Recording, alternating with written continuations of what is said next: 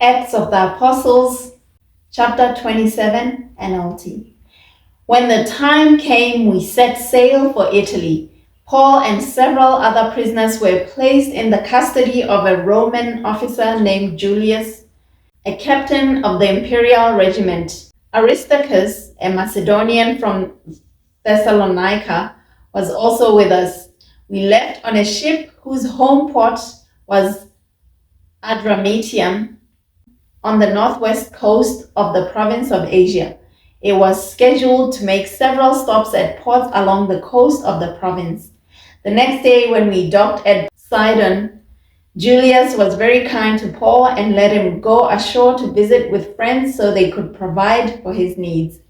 Putting out to sea from there, we encountered strong headwinds that made it difficult to keep the ship on course, so we sailed north of Cyprus between the island and the mainland. Keeping to the open sea, we passed along the coast of Cilicia and Pamphylia, landing at Myra in the province of Lycia. There, the commanding officer found an Egyptian ship from Alexandria that was bound for Italy, and he put us on board. We had several days of slow sailing, and after great difficulty, we finally neared Cnidus. But the wind was against us, so we sailed across to Crete and along the sheltered coast of the island, past the Cape of Salmone.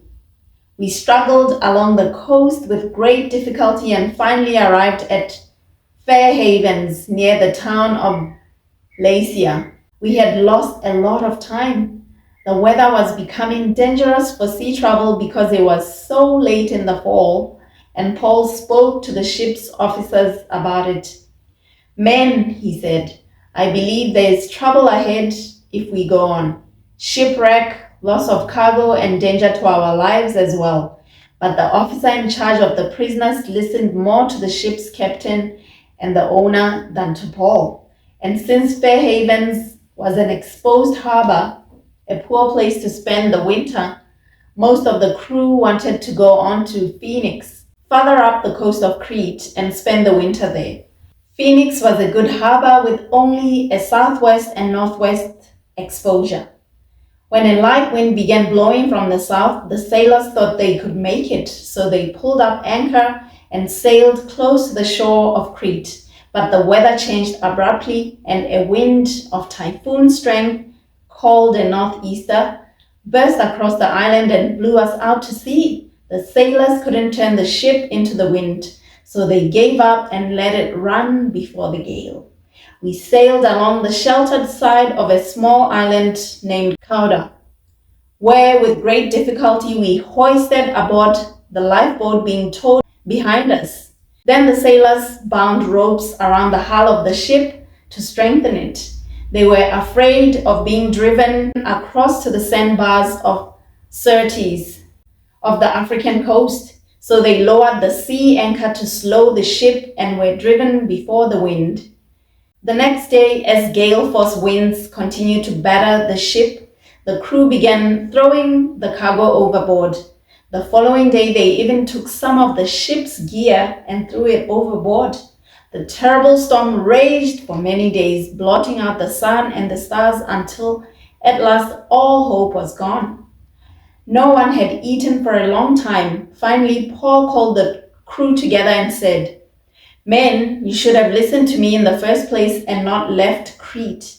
You would have avoided all this damage and loss. But take courage, none of you will lose your lives, even though the ship will go down. For last night, an angel of the God to whom I belong and whom I serve stood beside me, and he said, Don't be afraid, Paul, for you will surely stand trial before Caesar. What's more, God in his goodness has granted safety to everyone sailing with you. So take courage, for I believe God. It will be just as he said. But we will be shipwrecked on an island. About midnight on the 14th night of the storm, as we were being driven across the Sea of Adria, the sailors sensed land was near. They dropped a weighted line and found that the water was 120 feet deep. But a little later they measured again and found it was only 90 feet deep. At this rate, they were afraid we would soon be driven against the rocks along the shore. So they threw out 4 anchors from the back of the ship and prayed for daylight. Then the sailors tried to abandon the ship. They lowered the lifeboat as though they were going to put out anchors from the front of the ship. But Paul said to the commanding officer and soldiers, "You will all die unless the sailors stay aboard." So the soldiers cut the ropes to the lifeboat and let it drift away. Just as day was dawning, Paul urged everyone to eat. "You've been so worried that you haven't touched food for 2 weeks," he said. "Please eat something now for your own good, for not a hair of your heads will perish." Then he took some bread, gave thanks to God before them all, and broke off a piece and ate it. Then everyone was encouraged and began to eat, all 276 of us who were on board. After eating, the crew lightened the ship further by throwing the cargo of wheat overboard. When morning dawned, they didn't recognize the coastline, but they saw a bay with a beach and wondered if they could get to shore by running the ship aground. So they cut off the anchors and left them in the sea. Then they lowered the rudders, raised the foresail, and headed towards shore. But they hit a shoal and ran the ship aground too soon.